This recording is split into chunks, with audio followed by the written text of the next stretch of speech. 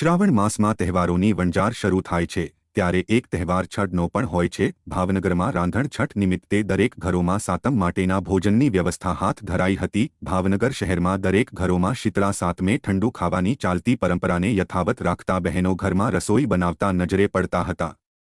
મહિલાઓ દ્વારા છઠના દિવસ નિમિત્તે બીજા દિવસનું ભોજન બનાવીને તૈયાર કરી લીધું હતું। આમ શીતળા સાતમની ઉજવણીની શરૂઆત છઠના દિવસે દરેક ઘરોમાં જોવા મળી હતી।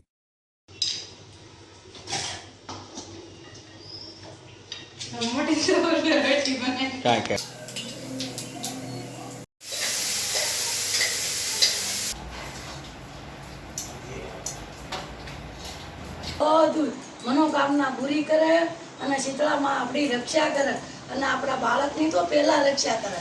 શીતળામાં આપણા બાળક માટે જ છે એટલે શીતળામાને તમે અંધાય પગે લાગજો, ધૂપ કરજો અને શીતળામાનું રક્ષણ કરવાનું કહેજો। આજે શીતળામાનું મોટો તહેવાર સાતમ, આઠમ, છઠ એ બધું માતાજીનો વાર છે। સાતમ છે એ શીતળામાની છે ને આઠમ છે એ કૃષ્ણ ભગવાનની છે। બધા તહેવારોને આપણે માન આપીને પગે લાગીએ છીએ।